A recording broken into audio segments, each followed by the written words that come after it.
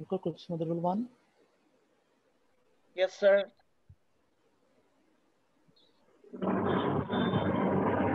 2. Roll 2. 3. Present, sir. 4. Present, sir. 5. Present, sir. 6. Roll Present, sir. 6 present, sir. Roll 7.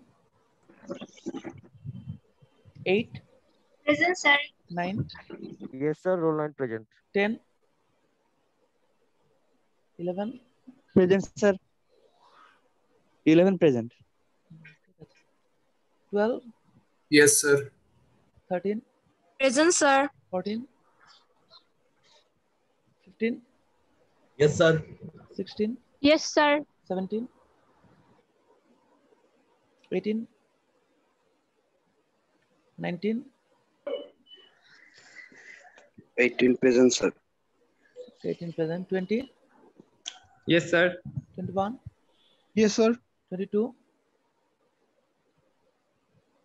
23. Yes, sir. 24. 22 আছে। আচ্ছা। 24. 24 present, sir. 25. Yes, sir. 26. 27. Yes, sir. 28. 29. Yes, sir. 30. Present, sir. 29. 31. Yes, sir. 32. 33. Yes, sir. 34. 35. Yes, sir. 36. Yes, sir. 37. Yes, sir. 38. 39. Yes, sir. 40. Sir, 40, sir. 41. Yes, sir. Yes, sir. 43. Yes, sir. 43. 44. Yes, sir. 45. Yes, sir. 46. 46. Sir, 46. Yes, sir. 46, sir. 45 আছো? 47. 48. 49. Yes, sir. 50. Yes, sir. 13 batch roll 20. 13 batch roll 29. 12 batch 47. Absent রোলগুলো বলছি এবার। Role 2 আছো? 7, 10, 14, 17, 19. Sir. Sir, roll 19. আমি একটু পরে join করছি। 19 আছো? Yes, sir. 26, 32, 34, 38, 45, 47, 48. Present, sir. Hmm? Roll 6 present, sir. Roll 38 present. 6, 38 পরে 20, 13 কত রোল? 38 প্রেজেন্ট। আর কত বললো একজন? 6, sir. 38 role 6। Sir, 47 present.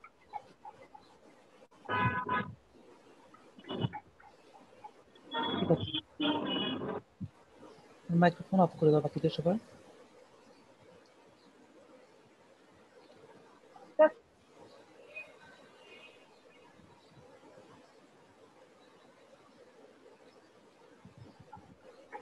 Sir, 47 দিয়েছেন।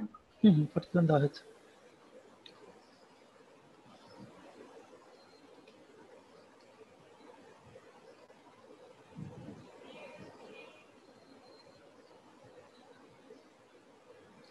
আমরা গত ক্লাস যেখানে শেষ করেছিলাম,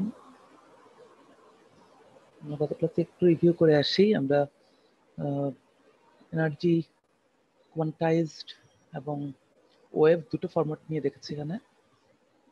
একটা হচ্ছে যখন ওয়েভের ফ্রিকোয়েন্সি যখন সেম থাকে সবগুলো ওয়েভের, তখন সেটা সিঙ্গেল ওয়েভ হিসেবে আমরা ধরি, superimposed.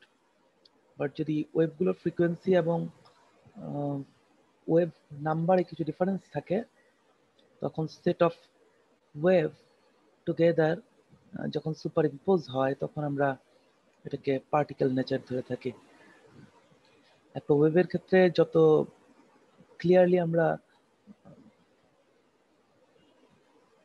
Position, momentum, energy calculate করতে পারি, পার্টিকেলের ক্ষেত্রে সেটা কম্পারেটিভলি ডিফিকাল্ট। আমরা স্ক্রোডিঞ্জারের ইকুয়েশন দেখেছি দুটা, একটা হচ্ছে টাইম ডিপেন্ডেন্ট, ইন্ডিপেন্ডেন্ট, সেগুলো আমরা সলভ করেছি বিভিন্ন কন্ডিশনে। এর মধ্যে একটা ছিল ফ্রি ইলেকট্রন। ফ্রি ইলেকট্রনের জন্য ভি ইকুয়াল টু 0। ভি বলতে এই লিমিটিং পটেনশিয়াল গুলোকে বোঝানো হয়। ইলেকট্রন ফ্রি থাকে, কোনো বাউন্ড থাকে না। আবার যখন বাউন্ড থাকে কোনো নিউক্লিয়াসে, তখন আমরা ধরে নেই দুই পাশে দুটা হাইলি ইনফাইনাইট পটেনশিয়ালের ব্লকেজ আছে, ফলে ইলেকট্রন মুভ করতে পারছে না। সো ইন বিটুইন থাকলে আমরা এনার্জির একটা ইকুয়েশন ডিরাইভ করেছি, এবং এই এনার্জির ইকুয়েশন থেকে আমরা দেখিয়েছি যে ইলেকট্রন যদি চারদিকে ঘুরে, তাহলে এই সার্টেন এনার্জির জন্য এন এর সাথে রিলেটেড করে আর ইকুয়াল টু একটা সার্টেন রেডিয়াস পাওয়া যায়, যে রেডিয়াসের চারদিকে সেই এনার্জি ইলেকট্রনগুলো ঘুরবে। তার মানে এনার্জির যে লেয়ারগুলো আমরা দেখতে পাই ম্যাথমেটিক্যালি, সেই ইলেকট্রনগুলো সার্টেন ডিস্টেন্স মেনটেন করে নিউক্লিয়াসের চারদিকে অবস্থান করবে। That means that gives us the concept of shell, KLMN। এটা হচ্ছে টানেলিং ইফেক্ট যখন হয়, ইলেকট্রন যখন পটেনশিয়াল ব্যারিয়ারকে পেনিট্রেট করতে পারে। আমরা ধরে নেই যে টানেলিং ডায়োড বা এই ধরনের ডিভাইস এটা ইউজ হয়। সোফার আমরা যেদিকে যাচ্ছি সেখানে আপাতত আমরা বাউন্ড ইলেকট্রন কনসেপ্টে আমাদের কাজে লাগবে। And the last one is periodic crystal. ক্রিস্টালের ক্ষেত্রে মেনলি ইকুয়েশনটা আমরা ডিরাইভ করেছি, এটা আজকে আমাদের কাজে লাগবে। দেখবা এই ইকুয়েশনটা আমরা ইউজ করি, এবং এখান থেকে আমরা শো করেছি যে ব্যান্ড গ্যাপ ডিসকন্টিনিউয়াস আছে। টোটাল ব্যান্ড, আচ্ছা আমি আমার কথা শুনতে পাচ্ছ তোমরা? Yes sir. টোটাল যে ব্যান্ড সেটা কিন্তু কন্টিনিউয়াস না। আমরা দেখতে পাই এই গ্রাফটা থেকে যে cos থিটা যখন -1 থেকে +1 এর মধ্যে, পুরো ওয়েভটা তার মাঝে পড়ে নাই। তো cos থিটা +1 -1 এর বাইরে যাওয়া মানে কি এই অংশটুকু ফরবিডেন হয়ে গেছে। এটার আদৌ কিছু ইয়া আছে, ওগুলো এখন আপাতত তোমার দরকার নাই। সেটা হচ্ছে যে যেটা আগের দিন একটু বলছিলাম যে এনার্জি কমলে বাড়লে ফরবিডেন, লোয়ার এনার্জি এই জায়গাটায়, লোয়ার এনার্জিতে ফরবিডেন জোন বড়, পরে কম, এই সেভাবে। So this is continuous. হ্যাঁ, এটা হচ্ছে যখন বাউন্ডেড, এটা বাউন্ডেড। আবার এটা হচ্ছে কখন, যখন ক্রিস্টাল ফর্ম করছে, রাইট? তখন অ্যাটমগুলোর যে ইয়েগুলো থাকে সেম লেভেলের, মনে করো এটা একটা 2s 3s ছিল, অনেকগুলো 3s পাশাপাশি এসে পলির নীতি অনুযায়ী, তারা এক্সক্লুশন নীতি অনুযায়ী একই লেভেলে থাকতে পারে না, পরে একটু আপ ডাউন করে, ফলে একটা কোয়াসি কন্টিনিউয়াস ক্রিস্টাল হয়। ধীরে ধীরে ব্যান্ডগুলো ফর্ম করে। আমরা পরবর্তীতে সেপারেট একটা জিনিস দেখবো, হয়তো তোমাদেরকে দেখাবো আমি, যে এটার উল্টো ঘটনাও ঘটে। সেটা হচ্ছে কোয়ান্টাম কনফাইনমেন্ট ইফেক্ট বলে, যে পার্টিকেল সাইজ যদি 10 ন্যানোমিটারের নিচে হয়, তাহলে পার্টিকেল যদি ছোট হতে থাকে, তাহলে এই ব্যান্ডগুলো ন্যারো হয়ে যায়, তারা আর ওয়াইড থাকতে পারে না, তারা আরো কম্প্রেসড হয়ে আসে। বোঝা গেছে?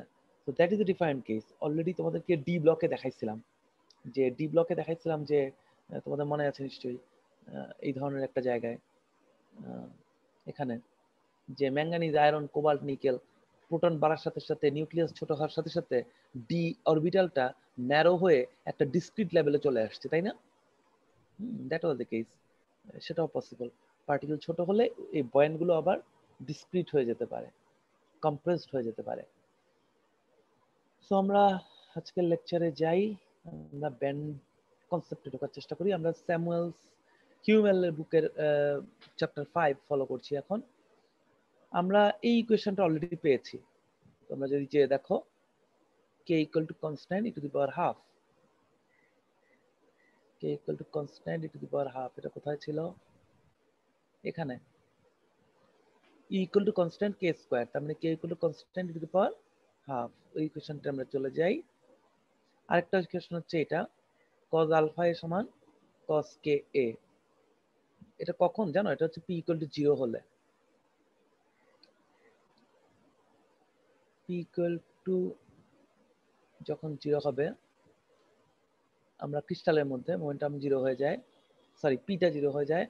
এখন এখানে cos আলফা সমান cos k, এটা কিছুই না আসলে, এটা আমরা শুধুমাত্র পিরিয়ডিসিটি বোঝানোর জন্য করেছি। মানে এটা cos টার্মটা হচ্ছে cos ফাংশন। আমরা জানি cos ফাংশনের পিরিয়ডিসিটি টুয়াইস পাই থেকে আসে, এটাই, আর কিছু না। শুধু এটাই বোঝাতে চাচ্ছি। যে কজের যে ফাংশন বা সাইনের ফাংশন যেটাই বলো, এটাকে সাইনেও নেওয়া যায়। কজ ফাংশনটা টোয়াইস পাইতে পিরিয়ডিসিটি শো করে। এখন যদি কজটাকে বাদ দাও তাহলে alpha equal to k a and twice pi a. এটা নর্মাল ম্যাথমেটিক্যাল ফর্ম, তোমরা জানো কজের যে কোনো ফাংশনই টোয়াইস পাই এর পর রিপিট করবে।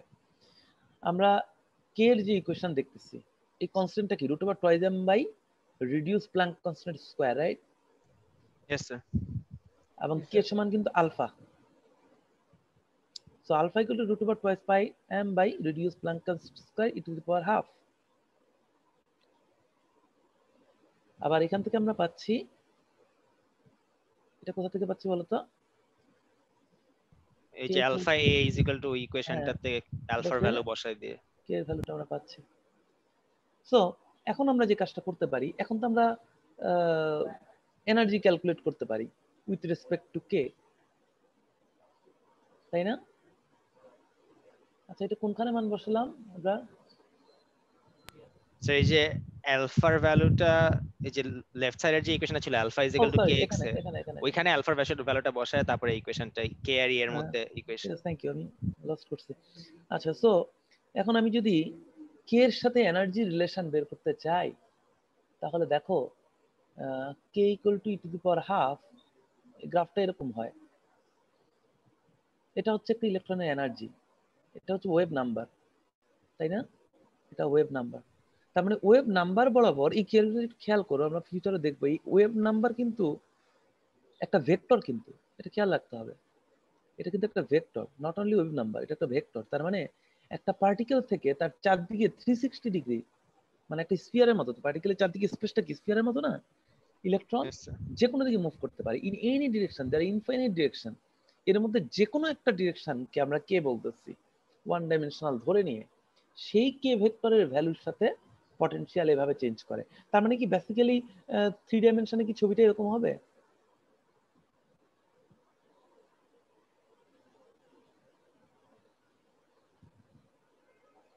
পটেনশিয়াল হোল ওয়েলটা ইলেকট্রনের এরকম, জি স্যার, এরকম এরকম হবে। এটা যদি আমাদের কার্ভের অন্য জায়গায় আসছে, আমি জাস্ট তোমাদের শেপটা বোঝানোর জন্য এটা বললাম। এখন মেইন বিষয় হচ্ছে আসলে ওয়ান ডাইমেনশনে আসলে এরকমও হবে না, কারণ এটা তো একটা ইলেকট্রনের জন্য, হ্যাঁ, স্ট্রাকচারটা আসলে কমপ্লিকেটেড। যাক, আমরা একটা ইলেকট্রনই ধরি এখন। তো একটা ইলেকট্রনের পটেনশিয়ালটা এরকম, এখানে তো কোনো কনফিউশন নাই, রাইট? আচ্ছা, এখন এটা একটা টোয়াইস পাই ফাংশন। তার মানে কি আমাদের টোয়াইস পাই বাই এ, প্রতি টোয়াইস পাই বাই এ পরপরই এরকম একটা করে আসবে না, ইলেকট্রনের পটেনশিয়াল আসবে, বিকজ এটা রিপিট হচ্ছে। তাহলে এই গ্রাফটা থেকে এই গ্রাফে আমরা যেতে পারি।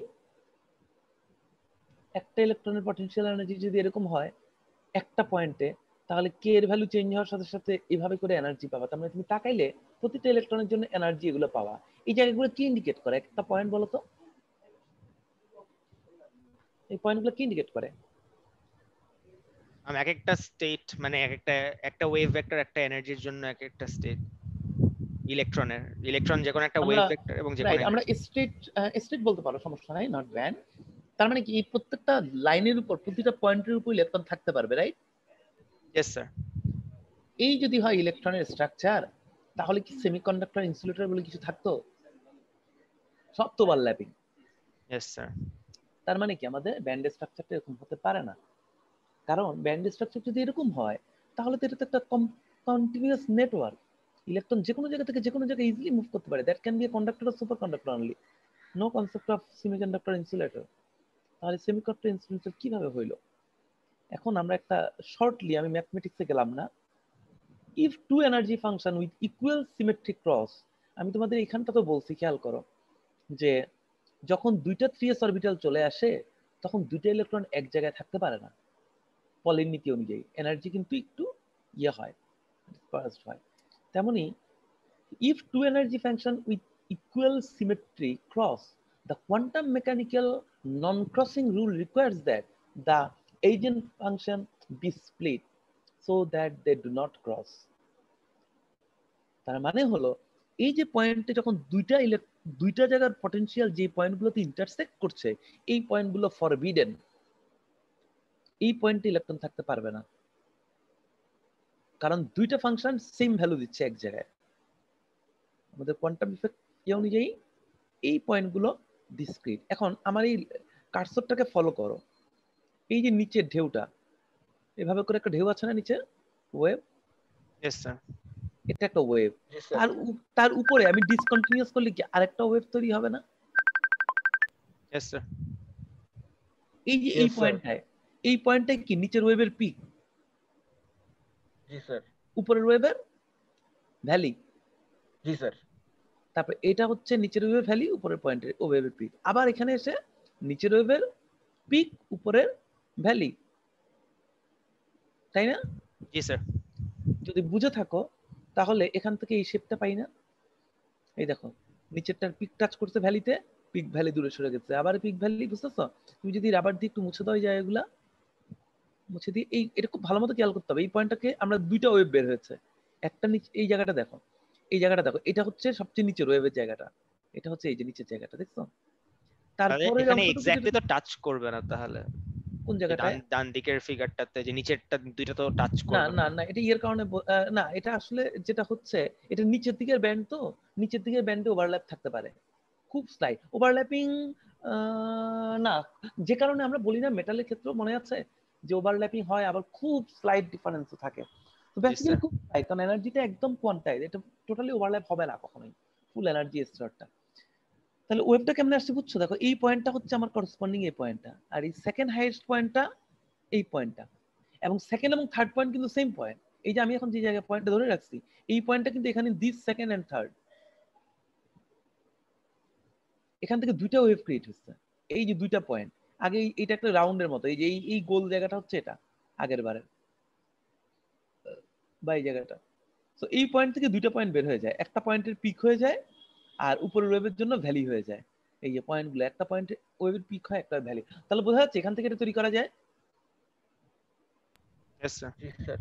তাহলে যদি এই ধরনের ওয়েভ ফলো করে, তারা যদি রিপিটেশন দেয় এবং যদি ওভারল্যাপিং অ্যালাউড না হয়, তাহলে তো ইলেকট্রন আসলে এই রকম ওয়েভের উপর চলবে। এই ওয়েভ তো অলরেডি আমরা দেখায় আসছি কোথায়, এজেন্ট ফাংশন দিয়ে। এই ওয়েভটা কি এজেন্ট ফাংশন না? এই ওয়েভগুলা কি আইগেন ফাংশন? কারণ এখানে তো এটা তো ই ভার্সেস কে প্লট করছি আমি, সো প্রতিটা কে এক একটা ওয়েভকে রিপ্রেজেন্ট করে না স্যার? মানে হ্যাঁ হ্যাঁ হ্যাঁ, কিন্তু এটা হচ্ছে ওয়েভ, এটা এই যে এজেন্ট ফাংশনটা, এই এজেন্ট ফাংশনটা কিন্তু কে এর সাপেক্ষে চলে, বুঝতে পারছো? যেটা আমি একটু আগে বললাম কসকে সাইনে নেওয়া যায়। তুমি এই যে ওয়েভটা, এটা হচ্ছে এজেন্ট ফাংশনের ওয়েভ। এই ওয়েভটা হচ্ছে বেসিক্যালি এজেন্ট ফাংশনের wave, not for energy wave. কিন্তু এই এজেন্ট ফাংশনটাই কিন্তু অ্যালাউড নট অ্যালাউড এর উপর এনার্জির সাথে রিলেটেড, এবং এটা সাইন ফাংশন, এটা কস ফাংশন, বেসিক্যালি সেম ফাংশন না, কিন্তু ওই নেচারটাই ওখানে গিয়ে শো করছে সে আবারও সেই এজেন্ট ভ্যালু নিয়ে। ওই এজেন্ট ভ্যালুর কারণে এখানে কি লেখছে দেখো, কমেন্টটা পড়ো। If two energy function with equal symmetry cross the quantum mechanical non-crossing rule requires that agent function be split. তাহলে এখানে আমি কি এনার্জি ডিসকন্টিনিউয়াস করলাম না এজেন্ট ফাংশনটাকে ডিসকন্টিনিউয়াস করলাম? একই কথা, ফাংশনটা এনার্জির, সেটা ঠিক আছে, but at the end it's related to agent function. আমি এনার্জির এই কার্ভটাকে ডিসকন্টিনিউয়াস করে দিয়ে বলতেছি আমি এজেন্ট ফাংশনটাকে স্প্লিট করে দিয়েছি। বেসিক্যালি ওই পুরো জিনিসটাই তুমি এই এজেন্ট ফাংশনটা থেকেও এটাকে রিলেট করতে পারবা। তাহলে এই যে এখন গ্যাপ হয়ে গেল, তাহলে তো ইলেকট্রন এই ওয়েভের উপর থাকতে পারবে, এই উপরে। তাহলে এই এক একটা ওয়েভের যে গ্যাপ, এটাই হচ্ছে এক একটা ব্যান্ড ইলেকট্রনের। তো আমাদের ব্যান্ড কনসেপ্টে আমরা চলে আসলাম। এখন আমরা এখানে গ্যাপ দেখতে পাচ্ছি, তাহলে সবারই যদি গ্যাপ থাকে তাহলে তো এখন সবই সেমিকন্ডাক্টর ইনসুলেটর হয়ে যায়, তাহলে মেটাল কই? একটু আগে আমরা মনে করছিলাম সবই মেটাল, সেমিকন্ডাক্টর ইনসুলেটর কই? আর এখন দেখছি সবই ব্যান্ড গ্যাপ, তাহলে মেটাল কোথায়? সবই তো সেমিকন্ডাক্টর এবং ইনসুলেটর হয়ে গেল। তার মানে হলো আমরা একটা ফ্রি ইলেকট্রন থেকে এখন গ্যাপের একটা আইডিয়া পাচ্ছি। আসলে কি গ্যাপটা থাকবে সব ক্ষেত্রে? আমরা কমপ্লিকেটেড ক্ষেত্রে যাওয়ার আগে একটা সিম্পল কেস নিয়ে চিন্তা করব। সেই সিম্পল কেসটা হলো এই ছবিতে। এটা কি এখন বুঝবা? বুঝবা না, আর একটু পরে। এখানে আমরা একটা ছোট্ট কনসেপ্ট দিয়েছি, আমি আবারও রিপিট করব এখানে, তারপর আবার বলছি। বলেছিলাম কে ভেক্টরটা কি বিভিন্ন ডিরেকশন আছে না? একটা ডিরেকশনে যদি ব্যান্ড দুইটা এরকম হয় দেখতে, ব্যান্ডের ছোট্ট অংশ, আর একটা ডিরেকশনে এরকম হয়, ফলে দেখো দুইটা ব্যান্ড কিন্তু ওভারল্যাপ করছে, তার মানে এটা মেটালিক। যদি ওভারল্যাপ না করতো তাহলে সেমিকন্ডাক্টর ইনসুলেটর। তার মানে তোমরা এখন যে ছবিটা দেখতে পাচ্ছ এটা হচ্ছে শুধুমাত্র একটা ইলেকট্রনের জন্য। অন্যদিকে ইলেকট্রনের জন্য যদি ব্যান্ড গ্যাপটা আরেক জায়গায় থাকে তাহলে তো ওভারঅল তো দুইটা ইলেকট্রন মিলে তোমার ব্যান্ড গ্যাপ থাকবে না। তো মানে কি স্যার 3 ডাইমেনশনাল ডিস্ট্রিবিউশনটাতে ওভারল্যাপ থাকবে এটা? All electron right, 3 dimension all ডিরেকশনে, অল ডিরেকশন মিলে যদি গ্যাপ থাকে তাহলেই গ্যাপ। আমি ডিটেইলে অবশ্যই পরে যাব, আপাতত জাস্ট একটু আইডিয়া দিলাম, ওটা ডিটেইল দেখাবো আমরা। কারণ আমি ডেনসিটি অফ স্টেটে তোমাদেরকে একটা ছবি দেখাইছিলাম আমার পাবলিকেশন থেকে, ওখানে তোমরা দেখছো যে এরকম হিজিবিজি অনেক লাইন ছিল, তাই না? একটা ব্যান্ডের ভেতরে ওই লাইনগুলো কি, ওখানে আমরা যাব। তো এখন পর্যন্ত আমাদের যেটুকু ক্লিয়ার সেটা হচ্ছে ব্যান্ডের একটা স্ট্রাকচার পাওয়া গেছে। তার মানে আমরা এখন একটা সিম্পল ইলেকট্রনের পটেনশিয়াল এনার্জি থেকে এই কনসেপ্টটা ক্লিয়ার করতে পারছি। এখন আমরা ফিজিক্যালি বুঝি যে কেন নিউক্লিয়াসের চারদিকে একটা শেল থাকে, সেই শেলে কেন একটা থিকনেস থাকে, উইডথ থাকে, সেখানে এনার্জির কেন ভেরিয়েশন থাকে। Not straight line, it's a gap. এই গ্যাপটা কেন আসছে? ক্রিস্টাল পিরিয়ডিসিটির কারণে। হ্যাঁ, পিরিয়ডিসিটির কারণে এবং তার এই কার্ভ নেচারের কারণে। এটা স্ট্রেট লাইন রিলেশন না, রাইট? সো এভাবে একটা গ্যাপ আসবেই। এই বিষয়গুলো কমপ্লিকেটেড, তোমরা পড়ে বিভিন্ন বই থেকে পড়তে পারো আরো যত ক্লিয়ার হওয়া যায়। আমি চেষ্টা করেছি তোমাদেরকে যতটুকু ফিজিক্যাল মিনিংটা বোঝা যায়, যেন ফিজিক্যালি তোমরা রিয়েলাইজ করতে পারো যে হ্যাঁ আসলে ব্যান্ডটা এরকম, ইলেকট্রনটা এইভাবে মুভ করে। সো এই যে জিনিসটা পিরিয়ডিসিটি, এটাকে আমরা কতগুলো জোন নিয়ে আলোচনা করি। এগুলো আসলে তোমাদের ক্ষেত্রে হয়তো অনেক লাগবে না, কিন্তু এগুলো ডিটেল যদি স্টাডি করো বাইরে তখন এই জোনগুলো খুব কাজে আসবে। যেমন এটাকে আমরা পিরিয়ডিক জোন বলি। পিরিয়ডিক জোন আমাদের স্টাডির সুবিধার্থে আমরা রিডিউস জোন স্কিমে চলে যাই। রিডিউস জোন স্কিম মানে হচ্ছে জাস্ট মিডল অংশটা। এখন যত সহজে মনে হচ্ছে আমি মিডলে চলে আসতে পারি, আসলে তা না। তারপরে আপাতত সহজভাবে চিন্তা করি, সেটা হলো যেহেতু পিরিয়ডিসিটি, আমি তো দুই পাশ দিয়ে দুইটা দাগ দিয়ে মাঝখানের অংশটুকুকে স্টাডি করলেই হয়, রাইট?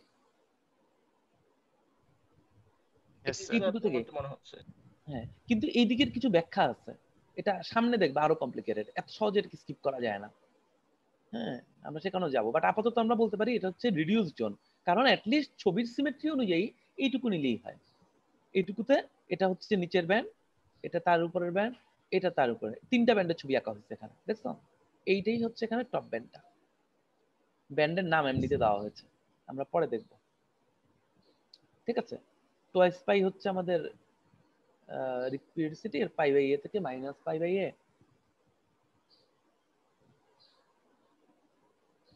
এখন আমরা এই জায়গা থেকে বের হয়ে যাই, আমরা এখন এক্সটেন্ডেড জোন স্কিমে যাব।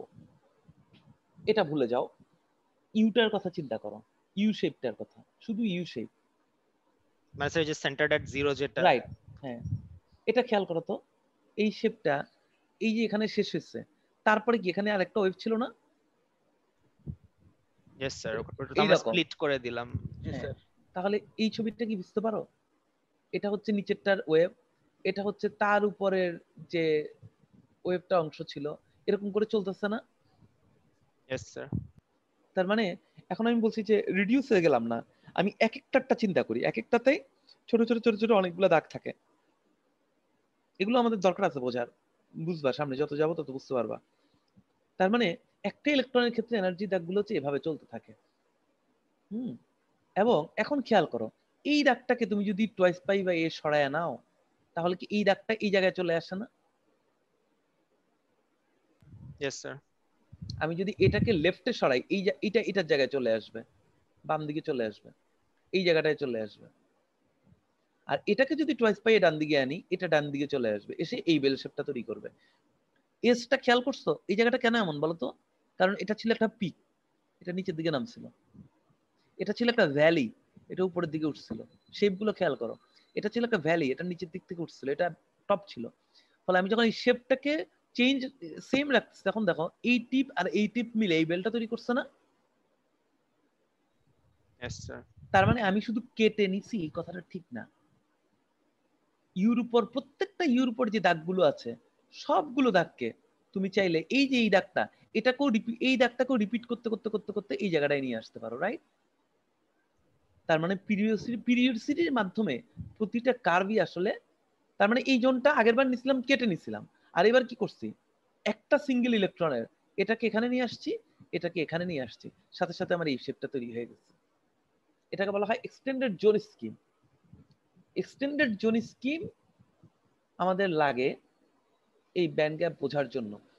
এটার একটা জোনের নাম আছে, আমরা একটু পরে দেখবো। এটাকে কি বলে, ব্রিলুইন জোন। এই জোনের ইফেক্ট আমরা বুঝবো। এই ব্রিলুইন জোন একটা বলা হয় এটাকে বলা হয় ফার্স্ট ব্রিলুইন জোন। এটুকুকে আমরা এটাও পরে বুঝবো ফার্স্ট ব্রিলুইন জোন বলতে কি বোঝায়।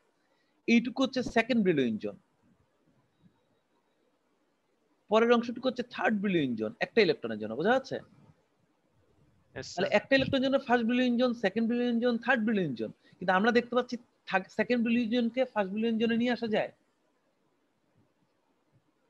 তার মানে হলো আমাদের কি ইলেকট্রনের ব্যান্ড বিহেভিয়ার বোঝার জন্য সবগুলো ব্রিলিয়ন জোন স্টাডি করার দরকার নাই।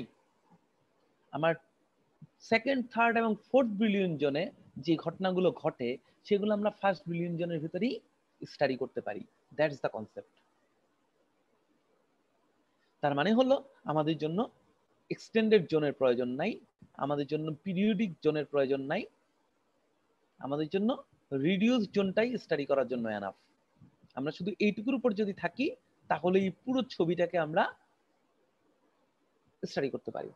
ক্লিয়ার? কোনো কোশ্চেন আছে কারো? তাহলে স্যার আমরা এক্সটেন্ডেড জোন স্কিমে যেটা করছি যে ফার্স্ট বিলিয়ন জোনের বাইরের গুলাকে এনে দেখিয়েছি যে ওগুলাকে কনসিডার করলে আমি যেই শেপের ব্যান্ড ডি পাই সেটা রিডিউস জোনেরই একই। এটাই তো আর্গুমেন্টটা। রাইট, মানে সেকেন্ড বিলিয়ন জোনে যেটা ঘটে সেটা ফার্স্ট বিলিয়ন জোনের সেকেন্ড ওয়েভটা। यस। থার্ড বিলিয়ন জোনে যেটা হয় এটা ফার্স্ট বিলিয়ন জোনের থার্ড ওয়েভটা। তার মানে আমাদের একটা জোন স্টাডি করলেই হবে। আচ্ছা,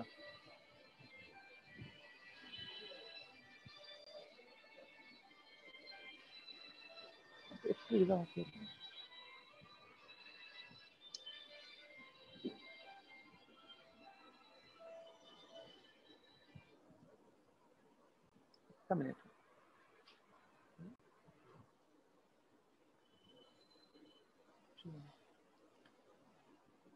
আচ্ছা, সো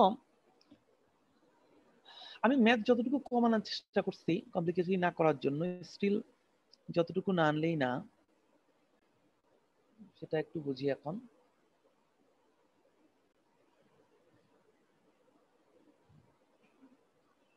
এই ছবিটা আর এই ছবিটা একটু খেয়াল করো, আসলে একই গ্রাফে রাখা উচিত ছিল। এই যে এই দুইটা পয়েন্টকে যদি আমরা কানেক্ট করে দেই, এভাবে এসে আবার এভাবে যাবে, আবার এভাবে যাবে, আয়রন কার্বন ডায়াগ্রামের একটা শেপের মতো গামা জোনের। এটা কিভাবে হচ্ছে বোঝা যাচ্ছে? এই শেপের সাথে এই শেপের সাথে এই শেপের মিল আছে না? আমি গ্যাপটা যদি না থাকতো, গ্যাপ যদি আর্টিফিশিয়ালি গ্যাপটা সরায় দেই তাহলে। আর্টিফিশিয়ালি না, আসলে এই ইকুয়েশনগুলো কোথা থেকে ডিরাইভ করছি আমরা বলতো? শ্রোডিঞ্জার থেকে। Yes sir. শ্রোডিঞ্জারের কোনটা থেকে, ফ্রি ইলেকট্রন থেকে নাকি বাউন্ড ইলেকট্রন থেকে? বাউন্ড, কারণ ক্রিস্টালের পটেনশিয়ালটা কনসিডার করেছে। তাহলে বাউন্ড ইলেকট্রনের ক্ষেত্রে গ্যাপ থাকছে, কারণ আমি ইকুয়েশন কোনটা ইউজ করছি? এটা। Yes sir. কিন্তু ফ্রি ইলেকট্রনে কি গ্যাপ ছিল? না, কন্টিনিউয়াস। সো ফ্রি ইলেকট্রন যদি কনসিডার করি, এই যে লিখছি, ফ্রি ইলেকট্রন যদি কনসিডার করি তাহলে ব্যান্ডের গ্যাপগুলো আর থাকবে না। ক্লিয়ার? ইকুয়েশন আমি ইউজ করতেছি এখনো বাউন্ড ইলেকট্রনের, আমি বলতেছি যদি আমি ধরে নেই ইলেকট্রনটা ফ্রি আছে তাহলে কিন্তু গ্যাপটা থাকবে না। Yes sir. এটাকে একটা ফ্রি ইলেকট্রন ধরে নিচ্ছি আমি, একটা ইলেকট্রন। ইলেকট্রন তো ফ্রি থাকতে পারে না অন্য ইলেকট্রনগুলো, যদি একটা ফ্রি ইলেকট্রনের গ্রাফ অ্যাটলিস্ট প্লট করি। হ্যাঁ, এই যে দেখতে পাচ্ছ দাগগুলা, একটা ফ্রি ইলেকট্রনের। আমরা যদি কমপ্লিকেটেড গ্রাফে যাই তাহলে দেখো বিভিন্ন ইলেকট্রন এগুলো সব বিভিন্ন ডিরেকশনের ইলেকট্রন গুলো, সবগুলা মিলে একটা ব্যান্ড হবে। এটাতে কোনো ব্যান্ড গ্যাপ আছে? নাই। এটাতে কোনো ব্যান্ড গ্যাপ নাই, এটাতে কোনো ব্যান্ড গ্যাপ নাই, এটাতে কোনো ব্যান্ড গ্যাপ নাই, কোনো ব্যান্ড গ্যাপ নাই কোথাও। এই ছবিতে দেখো এখানে ব্যান্ড গ্যাপ আছে, তাই না? আরেক ডিরেকশনে ওভারল্যাপ, এখানে ব্যান্ড গ্যাপ আছে, ওভারঅল কোনো ব্যান্ড গ্যাপ নাই। যাক আমরা এখানে পরে আসবো। আবার এখানে পুরো ব্যান্ড গ্যাপ আছে, এটা সিলিকন। আচ্ছা ঠিক আছে, আমি কনসেপ্টটা বোঝানোর জন্য বলছি এটা। সো তার মানে আমরা এই ছবি থেকে এই ছবিতে আসতে পারি, রাইট? যদি আমি ফ্রি ইলেকট্রন ধরি, যদি ফ্রি ইলেকট্রন ধরি তাহলে এই গ্যাপটা থাকবে না। Free electron continuous, free electron is continuous. এই ছবিটা খেয়াল করো, ফ্রি ইলেকট্রন কন্টিনিউয়াস। স্যার আমরা তো ওটা প্লট করছি ওই যে মানে পাই বাই Bound, এ bound ধরে, ওই রেঞ্জটাতে, রাইট? আমরা বাউন্ড ধরে গ্যাপ ধরছি, কিন্তু যদি ইলেকট্রনটা বাউন্ড না হয় তাহলে তো এই ইকুয়েশনে এই গ্যাপটা চলে যাবে। আমরা তো এই জায়গাটা বন্ধ করেছিলাম শুধুমাত্র বাউন্ড ইলেকট্রনের শ্রোডিঞ্জার ইকুয়েশন ইউজ করার কারণে। আমি এখানে ম্যাথমেটিক্যালিও দেখাইছি, তোমরা ম্যাথ করে দেখো তাহলেও মিলাইতে পারবা এটা। দেখো k equal to n twice pi by a equal to, এটা হচ্ছে ফর্মুলা। আর তাহলে ইকুয়াল টু হচ্ছে h square by twice m k plus n by twice pi square. এখন দেখো n ইকুয়াল টু 0 বসাও, n ইকুয়াল টু 0 বসালে e equal to কত হয়? h square by twice m k square. এই টার্মটা 0 হয়ে যায়। তার মানে একটা প্যারাবোলা n ইকুয়াল টু 0 হইলে, n ইকুয়াল টু g হইলে এনার্জির ভ্যালু কত? এটা স্যার কে এর রেসপেক্টে প্যারাবোলিক। হ্যাঁ, এটা কত লিখছে? n স্কয়ার লিখছে নাকি pi square, right? Pi square আনছে কোন জায়গা থেকে? স্যার কে এর ভ্যালু পাই বাই এ বসায়, ওই যে ম্যাক্সিমাটা দেখা যাচ্ছে তো, কে এর ভ্যালুটা পাই বাই এ বসালে। হ্যাঁ, কে এর ভ্যালুটা বসাই দিছি এখানে। সো n ইকুয়াল টু 0 এর জন্য আমরা এই ভ্যালুটা নিলাম, h square by 2m k square. n equal to 0 এর জন্য আমি যদি পাই বাই 0 বসাইলে হচ্ছে এই ভ্যালুটা 0, আর পাই বাই এ যদি বসাই তখন এই ভ্যালুটা পাচ্ছি। তাহলে এই পয়েন্টের ভ্যালু আর এই পয়েন্টের ভ্যালু পাইলাম। Yes sir. এখন সেম ভাবে n ইকুয়াল টু যদি -1 বসাও, এই 0 1 -1 গুলো কেন আসছে জানো? এগুলো হচ্ছে ওয়েভের বিভিন্ন ডিরেকশন গুলো ম্যাথমেটিক্যালি নিয়ে আসছে। সো দেখো কত আসছে, equal to h square by 2m k - twice pi by a whole square। এখানেও তুমি একইভাবে ভ্যালু বসাও, k ইকুয়াল টু যদি 0 বসাই তাহলে ইকুয়াল টু হচ্ছে 4 pi square h square by 2m a square. তাহলে এই ভ্যালুটা কোথায়? এটা হচ্ছে এই জায়গাটায়, এই পয়েন্টটা পাচ্ছি। তুমি এখানেও যদি পাই বাই এ বসাও n ইকুয়াল টু -1 এ, তাহলে কত আসবে বলো তো? এই জায়গাটা pi by A বসাইলে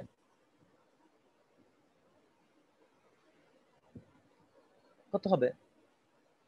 pi square, pi by এ থেকে টুয়াইস পাই হয়ে গেলে minus pi by A, square করলে পাই স্কয়ার বাই স্কয়ার, এই ভ্যালুটাই আসে না? Yes sir. তার মানে n ইকুয়াল টু 0 তে তুমি যদি পাই বাই এ বসাও আর n equal to -1 A pi by a বসাও, সেম ভ্যালু আসে না? Yes sir. তার মানে তারা কিন্তু ওভারল্যাপ করতেছে। শ্রোডিঞ্জার ইকুয়েশন থেকে বোঝা যায়, এনার্জি এখান থেকে বোঝা যায় ওভারল্যাপ করছে। এই পয়েন্টে সেম ভ্যালু, ওরা যদিও ক্যালকুলেট করে নাই, ওরা এই ভ্যালুটা আর এই ভ্যালুটা ক্যালকুলেট করছে n ইকুয়াল টু 0 থেকে। n ইকুয়াল টু -1 এসে এই ভ্যালুটা ক্যালকুলেট করছে। অবশ্যই n equal to -1 A pi by এ বসলে সেম ভ্যালু পাবা। আবার ওরা n ইকুয়াল টু 2 তে, সরি হ্যাঁ, n equal to -1 A pi by এ বসাইছে। ও করে দেখাইছে তো, এই যে করে দেখাইছে রাইট, দেখাইছে যে পাই বাই এ বসলে এই ভ্যালুটা পাওয়া যায়। তেমনি n ইকুয়াল টু -1 এ তুমি যদি n ইকুয়াল টু +1 এ যদি যাও তাহলে দুইটা ভ্যালু পাবা, 0 তে পাবা এটা, আর n ইকুয়াল টু +1 এ যদি পাই বাই এ বসো তাহলে এটা পাবা। আবার n ইকুয়াল টু -2 তে 0 বসলে এটা পাবা। তার মানে বেসিক্যালি আমি এই ইকুয়েশন থেকে কিন্তু ম্যাথমেটিক্যালি এই গ্রাফটা প্লট করতে পারি। আর এটা হচ্ছে পিরিয়ডিসিটি দেখানো হচ্ছে, আবার দরকার নেই আমার এটা, আমাদের একটা জোনে থাকলেই হবে, রাইট? তাহলে এটা হচ্ছে আমার একটা এনার্জির প্লট।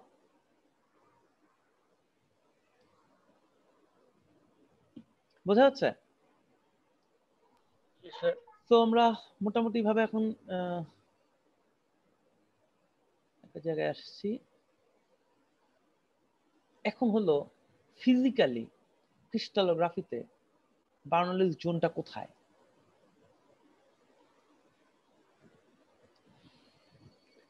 এখানে একটু কমপ্লিকেসি আছে। সেটা হলো আমরা কিন্তু ওয়েভটা যে মুভ করছে এটা কি নর্মাল ল্যাটিসে নাকি রেসিপ্রোকাল ল্যাটিসে? জি স্যার, আমি বুঝতে পারলাম না। আমরা যে ইলেকট্রনের ওয়েভটা মুভ করাচ্ছি এনার্জি, এটা কি নর্মাল ল্যাটিস নাকি রেসিপ্রোকাল ল্যাটিসে আলোচনা হচ্ছে বলো তো? যেহেতু আমরা স্যার ওয়েভ ভেক্টর নিয়ে আলোচনা করছি এবং ওয়েভ ভেক্টর নিজে যেহেতু ইনভার্স লেংথ ইউনিট, তাহলে ওটাকে রেসিপ্রোকাল ল্যাটিস রেসিপ্রোকাল ল্যাটিস। এখন যদি নরমাল ল্যাটিস হতো তাহলে আমি বলতে পারতাম, মনে করো তুমি কিউবের মধ্যে আছো, তুমি হাঁটাহাঁটি করতেছো, তোমার চারদিকে তুমি 6টা ওয়াল দেখতে পাচ্ছ, রাইট? স্যার যেহেতু রেসিপ্রোকাল, এখন আমাকে রেসিপ্রোকাল ল্যাটিস তৈরি করতে হবে। তারপর রেসিপ্রোকাল ল্যাটিসে গিয়েও ল্যাটিস তৈরি করা যায়। তোমাদেরকে মনে আছে তোমাদের ক্রিস্টালে মোস্ট প্রবলেম আমি পড়াইছিলাম যে FCC reciprocal BCC, BCC reciprocal FCC হয়? জি স্যার। Yes sir. এটা তোমাদেরকে ছবি এঁকে দেখাইছিলাম, তাই না? স্যামুয়েলের বইতে ম্যাথমেটিক্যালি ডেরিভেশন আছে, খুব দারুণ ডেরিভেশন। ভেক্টর দিয়ে ওরা দেখাই দিচ্ছে যে এফসিসি একটা ফেস সেন্টারকে ভেক্টরের মাধ্যমে বডি সেন্টারে নিয়ে যাওয়া যায়। খুব ক্লাসিক ভাবে ম্যাথমেটিক্যালি ডিরাইভ করছে। স্যার কার্নি স্যারের বইতে আছে। হ্যাঁ আছে, হ্যাঁ স্যারের বইতেও আছে। ওটা আমি তখন তোমাদেরকে স্কিপ করছি, কারণ আমি আসলে ম্যাথমেটিক্যালি না গিয়ে আমি তোমাদেরকে অন্যভাবে করাইছিলাম, যে রেসিপ্রোকাল ল্যাটিসটাকেই তৈরি করে দেখাই দিছিলাম যে বেসিক্যালি কিউবের রেসিপ্রোকাল রেসিপ্রোকাল হয়ে যায়, তাই না? কিউব হয়ে যায়। আর এফসিসিটা দেখতে বিসিসি, বিসিসিটা দেখতে এফসিসি। সো আমি যদি সিম্পল কিউব নিয়ে আলোচনা করি তাহলে আমি বলতে পারি যে তুমি যদি একটা সিম্পল কিউবের ল্যাটিসে হাঁটাহাঁটি করো তাহলে চারদিকে 4টা দেয়াল দেখতে পাবা আর উপরে নিচে 2টা ওয়াল দেখতে পাবা, রাইট? তুমি যদি বিসিসি ইউনিট সেলে হাঁটো তাহলে আমি কি বলবো, প্রত্যেকটা রুমের ভেতর দিয়ে যাওয়ার সময় সেন্টারে একটা বল দেখতে পাবা, তাই তো? কিন্তু তুমি যদি বিসিসি রেসিপ্রোকালে হাঁটো তাহলে আমি কি বলবো, বিসিসি রেসিপ্রোকালে হাঁটার সময় তুমি প্রত্যেকটা বলের ফেসের সেন্টারে একটা করে অ্যাটম দেখতে পাবা, রাইট? এবং মনে আছে তো বিসিসি রেসিপ্রোকাল কিন্তু একটা FCC unit cell. Yes sir. Normally তোমাদের বইগুলোতে যখন রেসিপ্রোকাল ল্যাটিস হয় অলওয়েজ 2D রেসিপ্রোকাল পড়ায়, কখনোই লেয়ার গুলো তৈরি করে না। কিন্তু আমি তোমাদেরকে দেখাইছি যে বিসিসি রেসিপ্রোকালের নিচের লেয়ারটা এফসিসি, তারপরে আবার গ্যাপ, তারপর উপরে, এভাবে করে ওখানেও এফসিসি ইউনিট সেল ড্র করা যায়। এটা তো মনে আছে, নাহলে তোমরা একটু রিপিট দেখে নিও। জি স্যার। তার মানে লেয়ারের পর লেয়ার তৈরি করলে রেসিপ্রোকালের ভিতরে গিয়ে কিন্তু কিউব তৈরি করা সম্ভব। সিম্পল ল্যাটিসে যেরকম আমরা এফসিসি বিসিসি তৈরি করি, রেসিপ্রোকালের লেয়ারগুলোর মধ্যে বিসিসি এফসিসি তৈরি করা যায়। এটা তো ক্লিয়ার। তাহলে আমি এখন আস্তে আস্তে আগাইতে পারি এখান থেকে, তাহলে তোমরা একটু একটু বুঝবা। আচ্ছা, ওই জায়গায় যাওয়ার আগে এখন আমি 2D তে আগে যাই। 2D তে না গেলে তো বোঝা যাবে না। এটা একটা রেসিপ্রোকাল ল্যাটিস। আমরা ব্রিলুইন জোন বলতে কি বুঝাই সেটা বুঝবো। রেসিপ্রোকাল ল্যাটিসে 0 0 পজিশন হচ্ছে এটা। এটা কি 1 0 0 প্লেন? Yes sir. এটা 0 1 0 প্লেন। জি স্যার। এখন আমি যদি বলি তুমি 1 0 0 প্লেন বরাবর পারপেন্ডিকুলারলি হেঁটে যাচ্ছ, তাহলে ডিরেকশনটা g1 না? জি স্যার। দিস ইজ যে রেসিপ্রোকাল বেসিস ভেক্টর যেটা। হ্যাঁ, রেসিপ্রোকালের কাছের প্লেন যেটা, এটা কি 1 1 0? 1 1 0 কি অরিজিনের কাছে না দূরে? Normal lattice. নরমাল ল্যাটিসে দূরে না, কাছে। কাছে। এটা মাঝখান দিয়ে যাচ্ছে না, বডি তো বেস ডায়াগোনাল বরাবর যাচ্ছে। কিন্তু রেসিপ্রোকাল ল্যাটিসে এটা হচ্ছে দূরে, রাইট?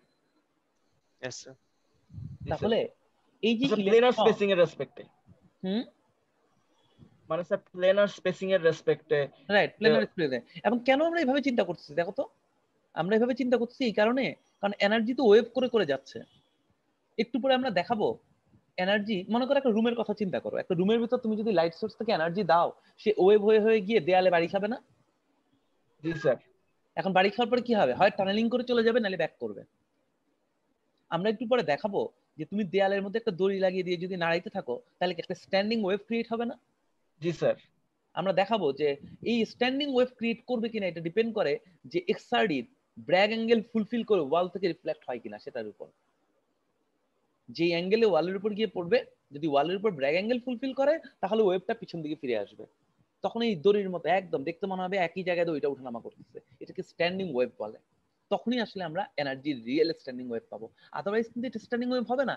তোমরা ইন্টারনেটে দেখো কিছু ছবি আছে, ওয়েভের হাইট বাড়তেছে কমছে, তোমরা আগেও মনে দেখছো না? এটা তো পানির মতো, ওয়েভ তো উঠানামা করে। ওয়েভটা তো অলওয়েজ এই জায়গায় এরকম শেপে থাকে না, কিন্তু ব্যান্ড তো এরকম থাকে।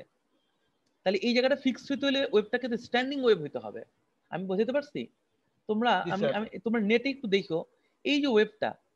আচ্ছা আমি অন্যভাবে বোঝাই, মনে করো এটা একটা তার দিয়ে তৈরি করছো, কপারের তার দিয়ে, ক্লিয়ার?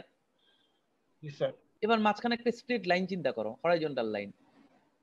এই লাইনের সাপেক্ষে কি আমি, কেউ যদি তোমার পাশে, তুমি কম্পিউটেশনে তাকায় থাকো, কেউ যদি এই তারের লাইনের সাপেক্ষে এই স্প্রিংটাকে ঘুরায় ওয়েভটাকে, তাহলে কি একটু পরে কি ঘটবে বলো তো? তুমি কি দেখবা? এই পিকটা পিছনে চলে যাচ্ছে, এটা সামনে চলে আসছে, রাইট? জি স্যার। একটা পর্যায়ে কি এই ওয়েভটা কি লাইনের পিছনে হারায় যাবে না? জি স্যার। তারপরে কি আবার এই পিকটা নিচে দিয়ে নামা শুরু করবে, এই ভ্যালুটা উপরে ওঠা শুরু করবে? জি স্যার। এটা আমি বোঝানোর জন্য বলতেছি। এটাকে কি আমি অন্যভাবে 2D তে চিন্তা করতে পারি? এই পিকটা ধীরে ধীরে নামতেছে, ভ্যালিটা ধীরে ধীরে উঠতেছে, উঠতে উঠতে একসময় ভ্যালিটা উপরে চলে গেল, পিকটা নিচে নেমে গেল। গুড। তার মানে পানির ওয়েভ কি হচ্ছে?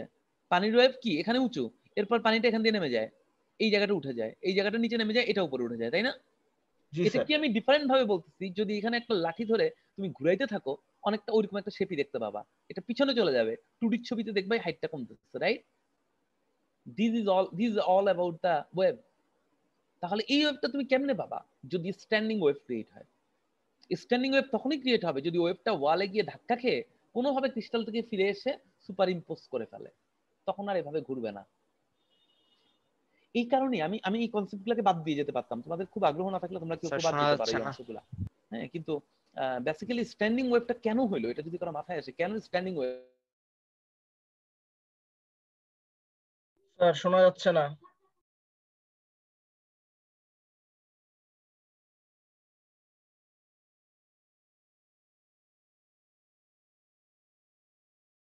হ্যালো স্যার, শুনতে পাচ্ছেন?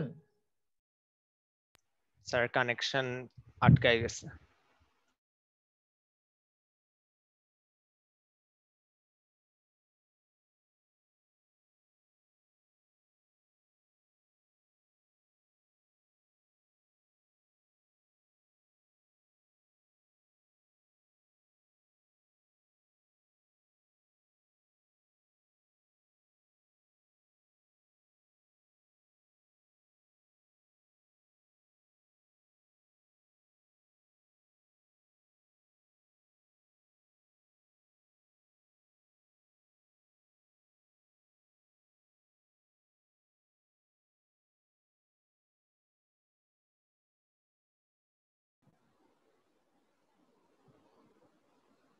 হ্যাঁ, দেখতে পাচ্ছ এখন?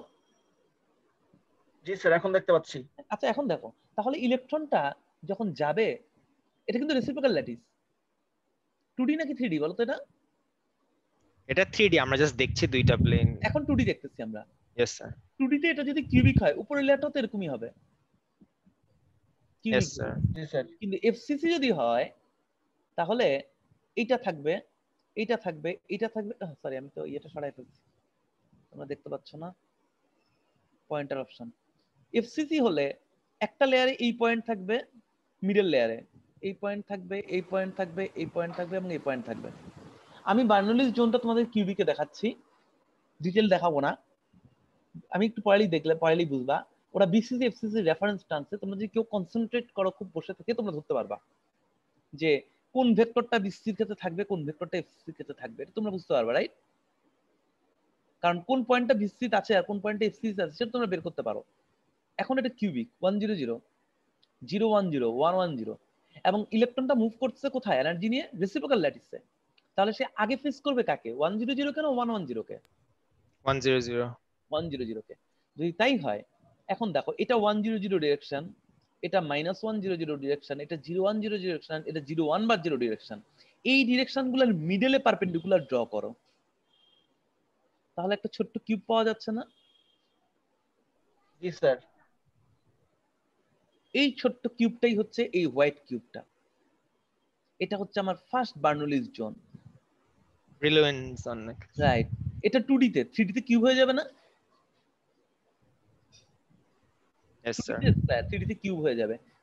একটু পরে আমরা দেখাবো বিসিসি এফসিসি এর ক্ষেত্রে শেপটা এরকম হয়ে যাবে, মাচ কমপ্লিকেটেড শেপ রেসিপ্রোকাল ল্যাটিসের ভিতরে। কেন হইছে আমরা একটু পরে বুঝবো, ইটস ভেরি ইন্টারেস্টিং। বাট আপাতত এটা দেখো, এই যে এই কিউবটা কি তোমার আসলে রেসিপ্রোকালের 100 কিউব নাকি ওটার half cube? Half cube sir. এটার ভলিউম পুরো কিউবের কত অংশ বলো তো? একটা কিউবের মাঝখানে কিউব তৈরি করলে 1/8, 8 ভাগের 1 ভাগ। হ্যাঁ, তাহলে বুঝতেছো, ফিজিক্যালি বুঝতেছো এই কিউবটা কোথায়? কেন এত ছোটটুকু নিলাম বলো তো? কারণ এখান থেকে এরপরে তো পিরিয়ডিক বাকি, রাইট, টুয়াইস পাই এ, এইটুকু প্লাস পাই এ, এইটুকু মাইনাস পাই এ, এইটুকুর ভিতরে একটা পিরিয়ডিসিটি হবে। তার মানে এনার্জি যদি এখানে এসে ধাক্কা খায়, আমরা একটু পরেই দেখাবো সে যদি ব্যাক করতে পারে এইটুকুর মধ্যে একটা কি জোন তৈরি হবে, স্ট্যান্ডিং ওয়েভ জোন তৈরি হবে। আচ্ছা 100 পরের প্লেনটা কি 110 মানে G2 ভেক্টর 45 ডিগ্রিতে আছে। এই ভেক্টরের একই ভাবে তুমি মাঝখান দিয়ে একটা ভার্টিক্যাল লাইন টানো, দেখতে পাচ্ছ? তাহলে কি এখন এরকম একটা শেপ পাবো না? রম্বস শেপ, এটা হচ্ছে এই রম্বস শেপটা। রম্বস শেপটা তৈরি করার পর আবার ভিতরের অংশকে বাদ দিতে হয়। বাইরে গেলে আলো কমপ্লিকেটেড, আমি লাস্টেরটা মিলাইতেই পারিনি ঠিক মতো, আমি আর টাইমও দেইনি। এটা হচ্ছে 2 নাম্বার জোনটা। তাহলে 2 নাম্বার জোনটা হচ্ছে অ্যাশ কালারের, তার মধ্যে থেকে হোয়াইট বাদ যাবে। তার মানে এই যে রেক্টেঙ্গেল রম্বসের মধ্যে থেকে হোয়াইটটুকু বাদ দিলে যেটুকু থাকে এটা হচ্ছে সেকেন্ড বার্নৌলিস জোন। এইভাবে আমাদের থার্ড বার্নৌলিস জোন আসবে কোথা থেকে বলতো? G1 G2 G3 থেকে। তাহলে G3 এর হাফ মানে কি G1? এই পয়েন্টটা জি স্যার। আবার খেয়াল করো, G3 এর হাফ হচ্ছে G1, ওদিকে G2 এর মাঝখান দিয়ে যখন লাইন টানছিলাম সেটা কি G1 দিয়ে গেছিল? Yes sir. তাহলে G3 এর এখানে যদি তুমি আবার পারপেন্ডিকুলার ড্র করো সে কি এই পয়েন্টটা দিয়েই যাবে না? এই পয়েন্টটা দিয়ে। জি স্যার। বোঝা গেছে? তার মানে এই যে স্ট্রেট লাইনটা দেখতে পাচ্ছ এটা একটা কিউব চিন্তা করো, এই যে হ্যাশ লাইনের কিউব, এটা হচ্ছে বার্নৌলিস জোন 3। কি করছি আমরা দেখো তো, এই জায়গাটাই কমপ্লিকেটেড। দেখো জোন বড়টা কিউব চিন্তা করো, কিউব থেকে মাঝখানের অংশটুকু বাদ দিয়ে দিলাম, দিলে হ্যাশ থাকে, কিন্তু এবার কিন্তু বাইরের অংশ বাদ দিচ্ছি, দেখছো? এই বাইরের অংশ বাদ দিচ্ছি ভিতরে কিছু এক্সটেনশনের কারণে, তো ওখানে আপাতত যাচ্ছি না। আপাতত শুধু বুঝাচ্ছি সেকেন্ড বার্নৌলিস জোন করলে ফার্স্ট বার্নৌলিস জোনটা বিয়োগ করতে হয়, থার্ড বার্নৌলিস জোন করলে সেকেন্ডটা বিয়োগ করতে হয়। খালি ভেতরে না, বাইরেও কিছু অংশ এক্সক্লুড হয়। এটা আবার ভেতরের বাইরের প্রজেকশনের উপর বেস করে। তো আমি এই জিওমেট্রিতে আর যাচ্ছি না। এর মেইন রিজন হলো আমাদের সেকেন্ড এবং থার্ড বার্নৌলিস জোন স্টাডি করার দরকার নাই, পিরিয়ডিসিটির কারণে ফার্স্ট বার্নৌলিস জোনের মধ্যেই সবকিছু রিয়ালাইজ করা যায়। So we need only this cube. Clear? We need only this cube. যদি এই কিউবটা আমরা বুঝতে পারি তাহলে আমরা ফার্স্ট বার্নৌলিস জোন বুঝতে পারবো। এখান পর্যন্ত কোনো কোশ্চেন আছে কারো? সো এখন ফিজিক্যালি বোঝা যাচ্ছে এই ওয়েভগুলো কোথা থেকে আসতেছে, এই লাইনগুলো কোথা থেকে আসতেছে। ইলেকট্রন রেসিপ্রোকাল ল্যাটিসে মুভ করতেছে, তার ওয়ালে ধাক্কা খেয়ে, এটা হচ্ছে ফার্স্ট ওয়ালে ধাক্কা খেয়েছে এইটুকু, এটা হচ্ছে সেকেন্ড ওয়ালে ধাক্কা খাচ্ছে, এটা হচ্ছে থার্ড ওয়ালে, এটা হচ্ছে হোয়াইট কিউবের মধ্যে, এটা হচ্ছে আমার কোন জোনটা? সেকেন্ডটা এই যে অ্যাশ, থার্ডটা হচ্ছে হ্যাশ। এভাবে চলতেছে। আমরা তো আর বলতে মানে আমরা তো বোঝার জন্য বলছি যে ইলেকট্রন মুভ করছে, বাট এটা তো জাস্ট মানে এনার্জি ডিস্ট্রিবিউশনটা আমরা দেখতেছি। All mathematical, just energy distribution. এটা মডেল। আমি ক্রিস্টালে তোমাদের মাঝে মাঝে বলতাম না, তোমাদের ফিল্ড ডায়াগ্রাম পড়াছিলাম কিনা, যে আমরা মাঝে মাঝে মডেল চিন্তা করি, দুইটা চেয়ার দুই দিকে, আমি বললাম যে মডেলটা হচ্ছে চেয়ারটাকে ঘোরানো হয়েছে 180 ডিগ্রি, আসলে তো আমরা চেয়ার ঘুরাই নাই, এটা হচ্ছে মডেল। তোমার পিছনে একজন উল্টা দিকে ফিরে আছে, আমি তখন বললাম ভার্টিক্যাল একটা লাইনের সাপেক্ষে তোমাকে রোটেট করা হচ্ছে, আসলে তো রোটেট করা যায় নাই। রোটেশনটা হচ্ছে একটা মডেল, যে এই মডেলে গেলে আমি পরের চেয়ারটা খুঁজে পাই। এখানে দিস ইজ দ্য মডেল। এই মডেল ইন্ডিকেট করে, যেটা শুরুতে আমরা বলে আসছি, যে ইকুয়েশন গুলোর কোনো ফিজিক্যালি না, ইকুয়েশন গুলো আমাদের এনার্জি গুলাকে ফাইন্ড আউট করতে হেল্প করে। আচ্ছা আমি আজকে ডিটেইলে যাবো না, তাহলে এই পর্যন্ত থাকবো বার্নৌলিস জোনে। আমরা নেক্সট ক্লাসে এই বার্নৌলিস জোন থেকে আমরা দেখাবো যে কেন ওভারল্যাপিং আসে, এরপরে আমরা স্ট্যান্ডিং ওয়েভ দেখাবো, তারপরে আমরা দেখাবো বিসিসি এবং এফসিসির ক্ষেত্রে ইউনিট সেলগুলা রেসিপ্রোকালে দেখতে কেমন। এটাকে উইঙ্গাস রেড সেল বলে। এগুলো আমি ক্রিস্টালোগ্রাফিতে পড়াই না ইউজুয়ালি আমরা, কারণ অনেক তোমাদের ক্রিস্টালোগ্রাফিতে এমনি টু ক্রেডিটের কোর্স। তারপরে চলে আসে 2-3 জোন, তারপর আমরা চলে যাব ম্যাটেরিয়ালের ভেতরে আসলে দেখতে কেমন। এরপরে চলে যাব যে আচ্ছা তাহলে অরিজিনালি বিসিসির দেখতে কেমন, এফসিসির দেখতে কেমন। তারপর আমরা দেখবো অ্যালুমিনিয়ামের ব্যান্ড স্ট্রাকচার কেমন, কপারের কেমন, সিলিকনের কেমন, গ্যালিয়াম আর্সেনাইডের কেমন। তাহলে আমরা একদম ক্লিয়ার একটা আইডিয়া পেয়ে যাব, যেটা তোমাদের আগের ক্লাসে পড়ানো হয়েছে এই ধরনের জায়গায়। কোথায় আমরা এই কনসেপ্টগুলো এখন বুঝতে পারবো। সিম্পল জিনিস ছিল একদম স্টার্ট শুরুতে। এগুলো আমরা কিন্তু পড়ানো শুরু করছিলাম এখান থেকে, দেখছো? এই সেই ভ্যালেন্স ব্যান্ড, এই সেই কন্ডাকশন ব্যান্ড, আমরা সেগুলোতে আছি। এবং এই ভ্যালেন্স কন্ডাকশন গুলো কোনখানে? একদম উপরের ব্যান্ড গুলা, কিন্তু উপরের ব্যান্ড গুলো, রাইট? লাস্ট ব্যান্ডটা হচ্ছে ভ্যালেন্স, তার উপরটা কন্ডাক্ট, নিচেরগুলো বাদ। হ্যাঁ বলো। ঠিক আছে, ওকে স্যার। তাহলে এখানে শেষ করছি আজকে। স্যার 48 আছি, অ্যাটেন্ডেন্স মিস করেছিলাম। 48, এক মিনিট। স্যার রোল 34 আছে।